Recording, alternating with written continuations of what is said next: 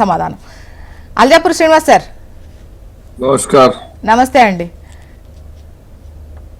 చెప్పండి, ఇప్పుడు స్థానిక సంస్థల ఎన్నికలపైన మీరు ఎటువంటి దృష్టి పెట్టారు? ఒకటి అయితే ఈ పాలనకు సంబంధించి డెఫినెట్ గా కాస్త ఆలస్యమైనా కూడా ఎన్నికలు అనేది జరగబోతున్నాయి. ఈ క్రమంలో ఈ 20 నెలల పాలనకు సంబంధించే జనాలు చూసి ఓటేసేటువంటి క్రమంలో ఈ పాలనకు సంబంధించి మీ అభిప్రాయం చెప్పండి అని మీ పార్టీ లైన్స్ చెప్పండి. మా తోటి ప్యానలిస్ట్ కి మళ్ళా ప్రేక్షకులకి నమస్కారం. మీకు కూడాను. ఐ డోంట్ థింక్ జ్యోష్ణ గారు ఎలక్షన్స్ అవుతాయన్న నాకైతే విశ్వాసం లేదు. ఎలక్షన్ 8th పోస్టింగ్ ఉంది, హియరింగ్ ఉంది. 8th నాడు హియరింగ్ ఉంది. 9th వాళ్ళు నోటిఫికేషన్ రిలీజ్ చేస్తారు. 9th నుంచి. కానీ అనేక ఉదంతాలు ఉన్నాయి, అనేక ఉదాహరణలు ఉన్నాయి. ఈ యొక్క కోర్టు ద్వారా ఆగినటువంటి ఎలక్షన్స్ అయిన తర్వాత కూడా రిజల్ట్ వచ్చిన తర్వాత కూడా మహారాష్ట్ర రద్దు అయినటువంటి కనబడతా ఉన్నది. ఈ రిజర్వేషన్ల ప్రక్రియ లేకుంటే గనక 42%, యాజ్ యూజువల్ గా బిలో 50% ఆ క్యాప్ అయితే ఉన్నది సుప్రీంకోర్టు రాజ్యాంగమో దాని ప్రకారం నిర్వహిస్తే ఆగే అవకాశం ఉండదు. కానీ ఈ యొక్క 42%తో బియాండ్ 50% పోతుంటే డెఫినెట్ గా కోర్టు ఆపుతుంది అన్నట్టు నాకు అనుమానం. ఎందుకంటే అది లేకుంటే ఇంతకాలంగా పోరాటం చేయాల్సిన అవసరం ఏముండే కాంగ్రెస్ పార్టీ? ఢిల్లీ దాకా పోయి ధర్నా చేయాల్సిన అవసరం ఉంది? 9th షెడ్యూల్లో పెట్టండి అని చెప్పి అడగాల్సిన అవసరం ఏమున్నది? లేదంటే కేంద్ర ప్రభుత్వం చొరవ తీసుకోవాలా, రాజ్యసభలో లోక్సభలో పెట్టాలి, యాడ్ చేయాలి, అమెండ్ చేయాలని చెప్పి చెప్పాల్సిన అవసరం ఏమున్నది? రాష్ట్ర ప్రభుత్వ పరిధిలో ఒక జీవో ఇష్యూ ద్వారా మొత్తం ఎలక్షన్స్ కండక్ట్ చేసేటువంటి మీకు అధికారం ఉన్నట్టయితే ఇంత రాద్దంతా మీరు చేయాల్సిన అవసరం లేదు కదా, ఇంత లేట్ చేయాల్సిన అవసరం లేదు కదా. ఇంత గ్రామీణ ప్రజల యొక్క వారి హక్కుల్ని కాలరాచేటువంటి ఆ ప్రక్రియ మీరు దోదం చేసి వారిని అన్యాయం చేసి గ్రామ పంచాయతీ గ్రామ స్వరాజ్యాన్ని మొత్తంగా కూడా ఖననం చేసినటువంటి ఒక అపప్రద మీరు కొని తెచ్చుకోవాల్సిన అవసరం లేదు కదా. ఎలక్షన్స్ ఇమీడియట్ కండక్ట్ చేసేవాడు మీలో అధికారం ఉండి ఉంటే లేదు. కాబట్టి అంత ప్రయత్నం చేసినాను. ఒకవేళ గనక జరిగితే గనక నాకైతే విశ్వాసంలో జరుగుతాయి అన్నది, జరిగితే గనక ఎలక్షన్స్ యొక్క పర్సంటేజ్ తగ్గించుకొని జరిగితే గనక కాంగ్రెస్ పార్టీకి నూకలు చెల్లాయి.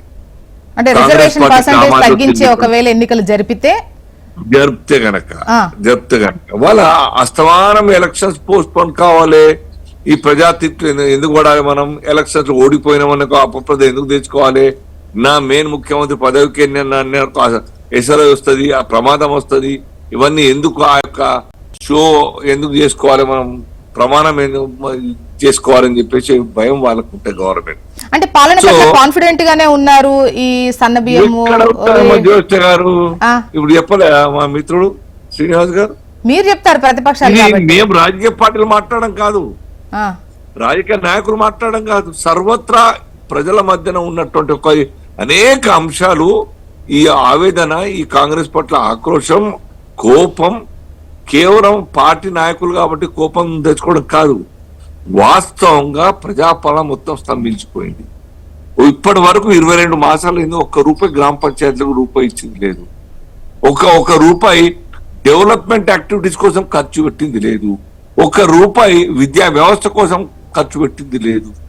ఇట్లా how do you expect Congress గెలుస్తుందని చెప్పేసి మేము 2 రోజులు, 1 రోజు మాత్రమే విద్యా సంస్థలన్నీ కూడా బంద్ పాటిస్తే 21 దాకా పాటిస్తామని చెప్పి నిరోధకంగా పాటిస్తామని చెప్పి కాలిస్తే ఒక ఫోన్ కాల్ ద్వారా, ఒక ప్రెస్ నోట్ ద్వారా మొత్తం ఎంటైర్ స్టేట్ మొత్తం స్తంభించిపోయింది. గజగడ్లు ఆడిపోయినారు. 2 రోజులు బట్టి గారు మాతోని, అలాగే శ్రీధర్ బాబు గారు, ఉత్తమ్ కుమార్ రెడ్డి గారు డిస్కస్ చేసిన. రాత్రి 1:40 వరకు కూర్చున్నాము, ప్రామిస్ చేసినాం.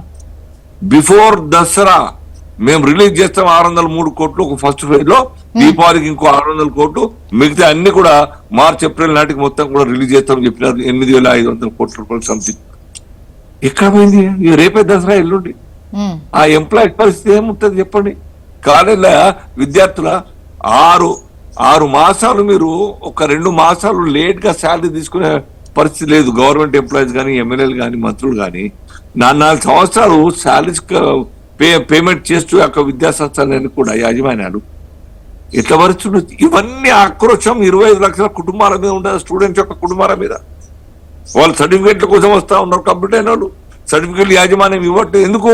సర్కార్ డబ్బులు ఇవ్వాలి, మీరు మాకు బాకీ కాదు, సర్కార్ ఇస్తే మేము ఇస్తాం. ఇది logical point. You cannot find fault with the management. So ఇవన్నీ కూడా 25 లక్షల కుటుంబాల మీద ప్రభావం. ఆ 25 లక్షల కుటుంబాలు ఇంటూ 3 ఓట్లు వేసుకున్నా కానీ 4 ఓట్లు వేసుకున్న కోటి ఓట్ల మీద ప్రభావం ఉంటుంది. ఎంత కష్టపడుతూ గ్రామ పంచాయతీలో వార్డు మెంబర్లు కావచ్చు, సర్పంచ్లు కావచ్చు, బాకీలు తీసుకొచ్చి మంచో చెడో ఆ యొక్క గ్రామంలో పనిచేద్దామని ఖర్చు పెట్టుకుంటే వాళ్ళకి బిల్స్ ఇవ్వలేదు. ఏం ఎక్స్పెక్ట్ చేస్తారు? ఇవన్నీ మేనిఫెస్టో పక్కన పెట్టండి. వాళ్ళు 190 మేనిఫెస్టోలో ప్రామిస్ చేస్తారు, అవన్నీ కూడా అమలు కావని చెప్పేసి మోసం చేస్తున్నామని చెప్పేసి ప్రిపేర్ అయ్యి వాళ్ళు ఫాల్స్ ప్రామిసెస్ చేస్తారు. ఆ మాట నేను చెప్పడం, స్వయానా రేవంత్ రెడ్డి గారు బహుశా తెలుగుదేశంలో ఉన్న అంటే మీ ఒపీనియన్ ప్రకారం ఇప్పుడు కాంగ్రెస్ కి ఎన్నికలను ఫేస్ చేయడం టఫ్ అంటారు? టఫ్, చాలా టఫ్.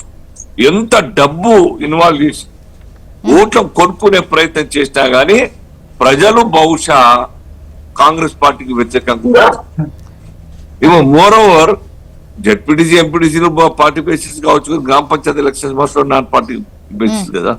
సో ఏది ఏమైనప్పటికీ కూడాను ప్రజలకు కాంగ్రెస్ పార్టీ అంటే విరక్తి చెందింది. కామన్ మ్యాన్ రైతులు రోడ్ల మీద 15 గంటలు 14 గంటల రోడ్ల మీద ఎరువు బస్తాల కోసం నిలబడతా ఉంటే ఏం చేస్తుంటే ఇక సర్కార్ చెప్పండి. ఒకసారి ఒక రైతు కన్నా ఆదుకున్నటువంటి ఒక చూస్తున్న ఉదాహరణ మనం ఏం లేదే. కాబట్టి ఇవన్నీ ఒక్కటే కొంత ఎంప్లాయ్మెంట్ లో రిక్రూట్ చేసిన మాట వాస్తవమే. 50,000 60,000 70,000 చేసినారు. అవి పాత నోటిఫికేషన్ పెండింగ్ ఉన్నాయి. నేను నోటిఫికేషన్ అంటున్నాను. అంతే లెటర్లు ఇచ్చిండ్రు, ఏమీ లేదు.